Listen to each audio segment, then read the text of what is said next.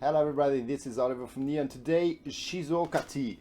Shizuoka is the biggest tea region in Japan, producing around 50% of the whole tea production in Japan. So it is a very famous, and it is most likely that this region provides the green tea you have in your cup at home. So why is Shizuoka such a big region? So as you might know, Uji was the initial part, so around Kyoto was the birthplace of Japanese green tea, but over the expansion also of the tea consumption and the high demand of tea consumption in the last 200 years especially, Shizuoka developed itself to a very important and very special region for big production also of Japanese green tea. Mostly mostly the biggest companies, they are situated around the region of Shizuoka, as it is very fertile, and it is also a region where you have a lot of space and where tea could actually be grown in a mass scale, in a bigger scale. Shizuoka, known especially for the region or for the cultivar of Yabukita. Yabukita was kind of the explosion also, and an easy way for the farmers to recultivate green tea, as it is, or it was, one of the first cultivars which was actually resistant to the frost. So they could just use the Yabukita, and they had a bigger yield, a stronger yield, more tea they could produce. So that's why also Yabukita nowadays accounts for 95% of the whole tea production in Shizuoka. You can also find Shizuoka tea which is blended, so you have a blend of Yabukita and other cultivars, and often these other cultivars, they come more from a southern region and are not grown in the area of Shizuoka. Nevertheless, Shizuoka is not only Yabukita, but as I said before, it is a high amount because the region is a little bit low in temperature, because the region is a little bit colder and the winter are a little bit more harsh. They just need a plant which is actually more resistant to this colder temperature. And then the crossbreed which was developed in 1908 was Yabukita, which survived the best, and it really took in the beginning little by little, but after a certain time, when farmers were convinced this is a great tea plant I want to grow in my garden, and they were convinced about the taste of Yabukita, then Yabukita became a huge success. And also in the south, Yabukita accounts for 50 to 60%, so it's a strong cultivar which is known in Japan. But if you're going to Shizuoka, there's a high possibility that the cultivar, that's the matcha, that's the green tea you're drinking, it is coming from a Yabukita cultivar. So then let's hop right into that. Today I brought one from Mr. Masuda. So you see, this is a slightly shaded Yabukita green tea. It is coming from the region very close to Shizuoka city, so it's really close from there, from the family Masuda, a third generation green tea company. It's already quite big, so it's a little bit of a bigger company, and we got this Sencha from them.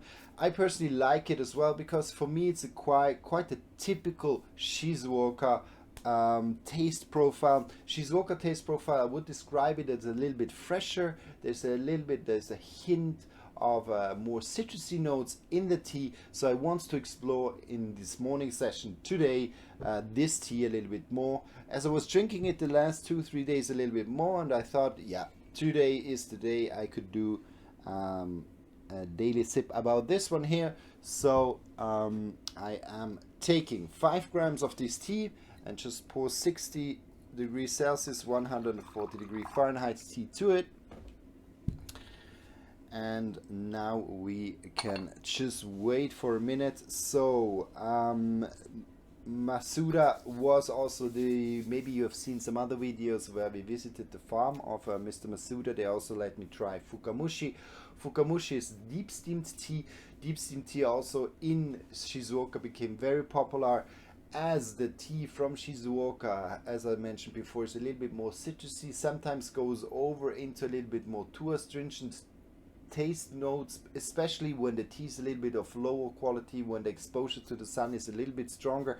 Then actually teas become a little bit too astringent, and this fukamushi, so this deep steaming, so 60% of steaming instead, or 120 instead of 60 seconds of steeping after the harvest is important, just to render the tea smooth, more nice, and to make it also more sweeter. So this is something which developed extremely after the Second World War, when Japan was kind of forced just to keep or to sell their own green tea to their people, as the export was quite blocked. The US, a quite good consumer, or kind of good importing country for Japanese green tea, but as you know, Japan and the US were not the friendliest and the best friends after the second, or during the Second World War, and then after. So it was a little bit more important to sell it inside the country, and they needed a little bit more of a sweeter tea, and then Fukamushi, or this deep steamed tea, really evolved. But here we have a Asamushi, so a lightly steamed tea. This I can take now, only give it a 1 minute, that's more than enough, and then we're just gonna drink this tea. Good. As you can see, Asamushi is a little bit less like in this greenish tone, so it's a little bit more golden. So you can see the color is a little bit more golden of this one here. Typically for Asamushi, it renders the tea so it doesn't break down the cells that much of the green tea, and then the chlorophyll is not so much released. So this is something which doesn't happen too much with the Asamushi. That's why the tea turn a little bit more golden and not this intense green. Nevertheless, a very fine and complex tea. From the Fukamushi, I'm from the deep steam, I'm used to a little bit more of a rounder, sweeter, kind of more fruity taste profile. Here we have a little bit more of the umami, so the savory taste profile, playing also with some vegetal taste notes and a little bit of the citrusy taste notes. So it's just a different tea, and different taste notes come out through the lightly steamed or light steaming process. Now let's have a sip and see how this tea tastes like.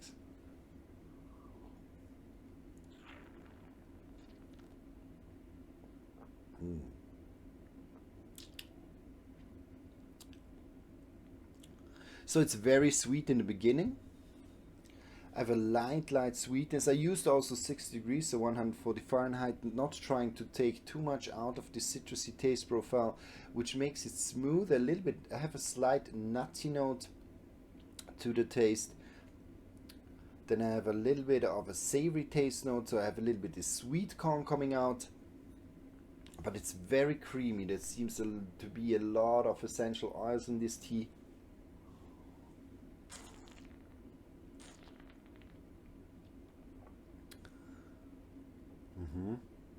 There's a little bit of a citrusy note now, I realize. So this in the second sip, it's a little bit more dominant. So I have a little bit this zesty citrusy note.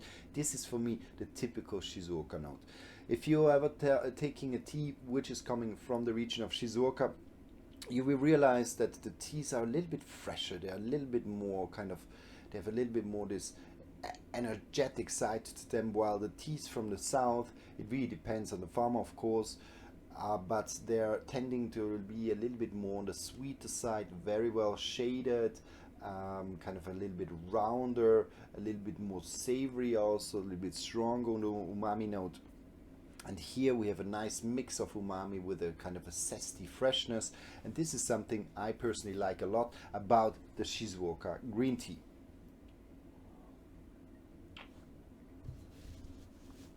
But let's go into steeping number 2. Now steeping number 2, as always, only a short amount of time because the tea leaves, they're already unrolled, they're already open, so they don't need that much time to give taste to the tea. And let's see how number 2 evolves.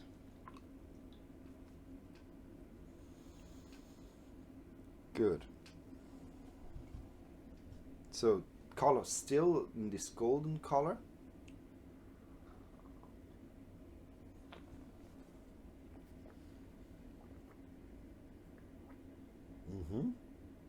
Still quite creamy, still on this nutty note, and it's really nicely balanced. What's very nice of this tea is it is well balanced. Sometimes you can get the experience also from Shizuoka tea as that the zesty taste profile is coming out a little bit stronger, so it turns a little bit more in the stringency. But this one here really seems to be well balanced now with the low temperature, still releasing a lot of this nutty, savory, sweet profile, and the zesty taste profile really comes after. So it kind of on the side, this slight astringent taste notes, they're very fine, and they remind me very much of a little bit of maybe even of blood orange, kind of when you have a little bit the zestier side of the blood orange. It reminds me a little bit of that.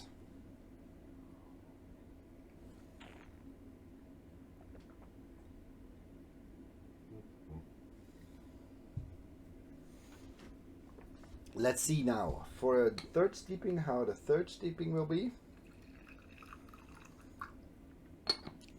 Good.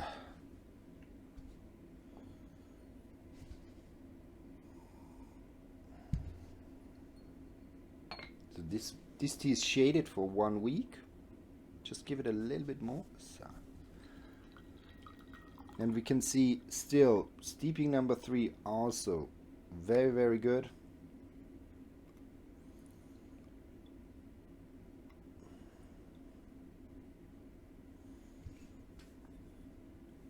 Still the color in this golden beautiful color.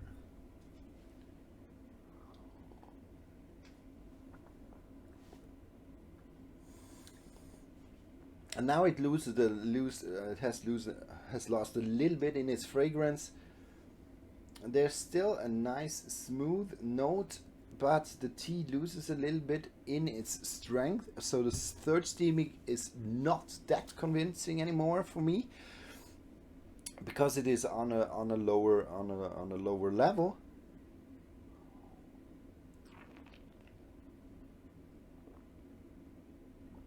But all in all, throughout the whole 3 steepings, this tea keeps a very nice balance. I think it's very important that you stay at 60 degrees with this tea. The soon as you go up, the soon as you will push a little bit more the catechin, so more the kind of zesty, more the astringent flavor profile, you will get a more of an astringent tea, and then it could kick a little bit or move a little bit out of balance. So this tea, for me, a very good tea to do it at 60 degrees Celsius. As I said before, it has a nice fresh note, especially now I feel kind of this refreshing aroma and developing also in my body, kind of giving me a little bit this warm energy. So a good tea to drink also in the morning with this nice zesty note in the end. So something I could recommend if you want to have a little bit, also when you are kind of used to this brothy, a little bit more savory, typical round, intense flavor profile, which is coming more from the teas which are from the south. And if you want to give it a little bit of a change, you want to give a little bit of a different taste note, then try once also a tea which is coming from the region of Shizuoka. Go for a little bit more of a refreshing discovery, because this tea also to the savory note adds on top a little bit more of a zesty, a little bit more of a refreshing taste profile. So this was this. Thanks a lot for watching. I hope you liked it, and if you ever have any questions, please don't hesitate to ask me. See you and